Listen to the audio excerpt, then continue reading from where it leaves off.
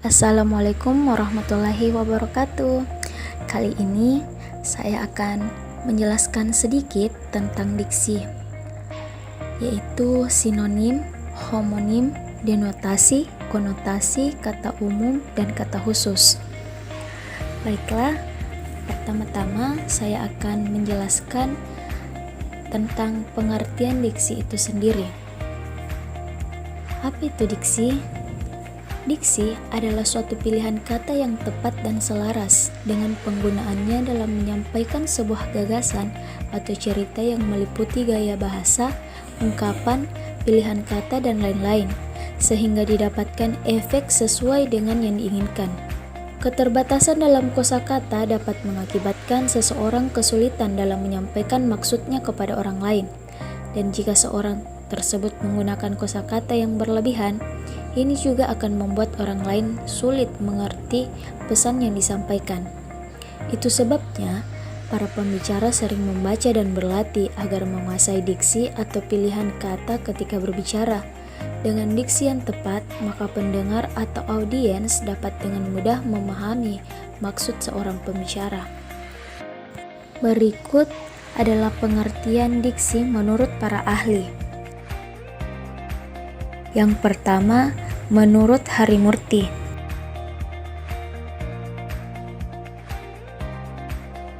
Yang kedua, menurut Goris Keraf.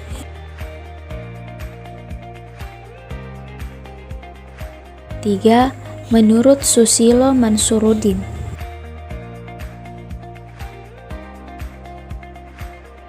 Empat, menurut Widya Martaya.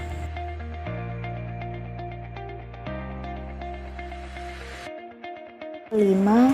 Menurut Endre.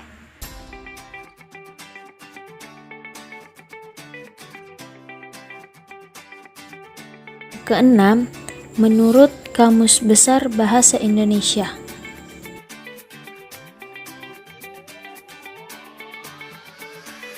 Sekarang kita beralih kepada fungsi diksi.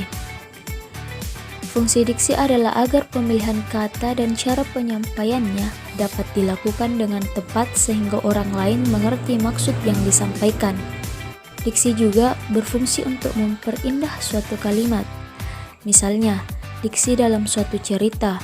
Dengan diksi yang baik, maka penyampaian cerita dapat dilakukan secara runtut, menjelaskan tokoh-tokoh, mendeskripsikan latar dan waktu, dan lain sebagainya.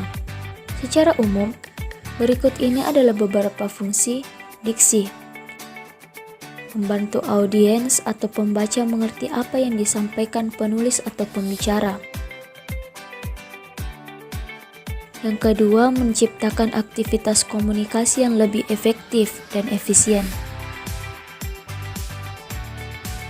Yang ketiga, menyampaikan gagasan ataupun ide dengan tepat. Yang keempat, menjadi lambang ekspresi yang ada pada suatu gagasan.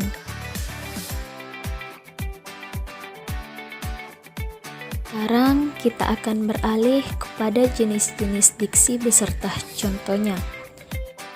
Yang pertama, sinonim. Sinonim merupakan pilihan kata yang memiliki persamaan makna. Penggunaan kata sinonim biasanya dimaksudkan untuk membuat apa yang dikatakan atau dituliskan menjadi lebih sesuai dengan ekspresi yang ingin diungkapkan. Contoh misalnya, mampus, ekspresi tersebut pengungkapan yang kasar, dan wafat merupakan ekspresi pengungkapan yang lebih halus. Kedua, homonim. Homonim adalah kata yang memiliki lafal dan ejaan yang sama, namun artinya berbeda satu sama lain. Contohnya ialah, bulan itu terlihat bulat, penuh malam ini. Semua karyawan mendapatkan gaji setiap bulan. Kata bulan pada kedua kalimat tersebut memiliki arti yang berbeda, walaupun ejaan dan lafalnya sama. Ya, adalah denotasi. Denotasi adalah makna kata secara harfiah atau makna sebenarnya dari suatu kata. Dalam Kamus Besar Bahasa Indonesia atau KBBI telah dijelaskan arti denotasi dan konotasi.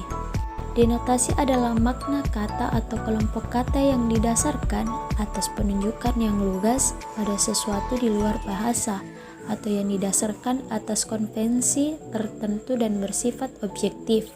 Yang keempat adalah konotasi. Konotasi adalah makna yang ditambahkan pada makna denotasi. Konotasi adalah suatu gagasan atau perasaan yang menyertai suatu kata di samping makna literal atau primernya. Dengan demikian, konotasi dikenal sebagai makna efektif, mengacu pada aspek emosi dan asosiasi dari suatu istilah. Adapun ciri-ciri konotasi dan denotasi. Denotasi memiliki ciri-ciri yaitu makna kata sesuai apa adanya, makna kata sesuai hasil observasi, dan makna kata menunjukkan langsung pada makna acuan dasarnya.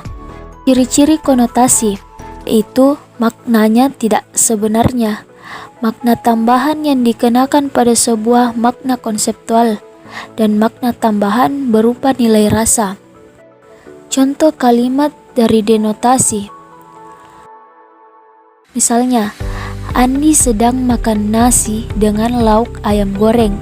Arti kata makan dalam kalimat tersebut sesuai dengan yang dijelaskan KBBI. Dalam KBBI, kata makan berarti memasukkan makanan pokok ke dalam mulut serta mengunyah dan menelannya. Contoh dari kalimat konotasi. Misalnya, orang tua sudah banyak makan asam garam kehidupan. Kata makan dalam kalimat ini bukan berarti makan asam dan garam. Sebenarnya, melainkan telah mendapatkan pengalaman hidup yang baik maupun buruk.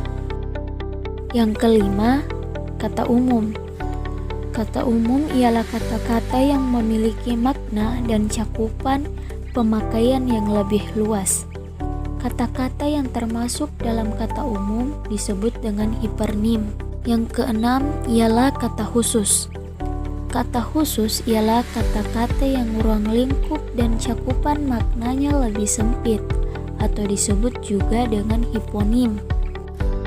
Pada umumnya, kata umum memiliki beberapa macam kata khusus, meskipun kata-kata khusus memiliki bentuk yang berbeda.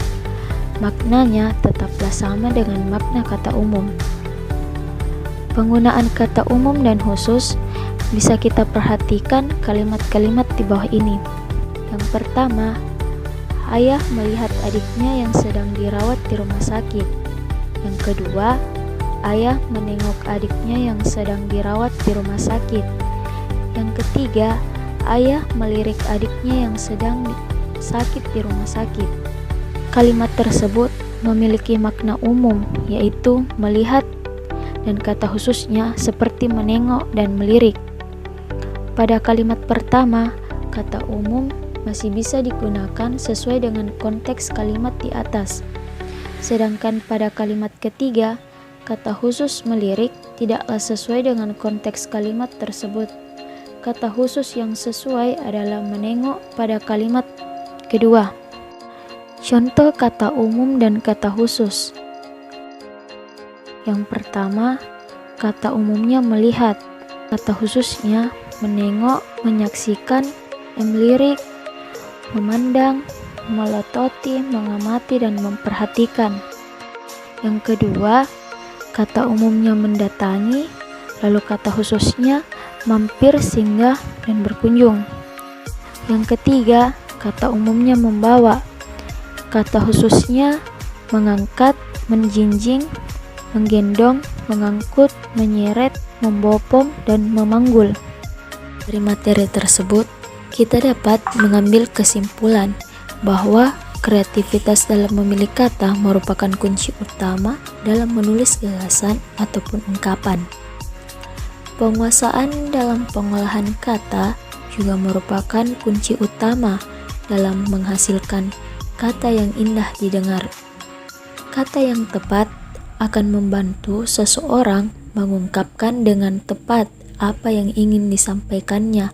baik itu secara lisan maupun dengan tulisan. Pemilihan kata juga harus sesuai dengan situasi, kondisi, dan tempat penggunaan kata-kata itu. Pembentukan kata ataupun istilah adalah kata yang mengungkapkan makna konsep, proses, keadaan, ataupun sifat yang khas dalam bidang tertentu. Demikianlah presentasi dari saya tentang diksi. Semoga dapat bermanfaat ya bagi teman-teman semua. Sampai jumpa di video selanjutnya. Wassalamualaikum warahmatullahi wabarakatuh.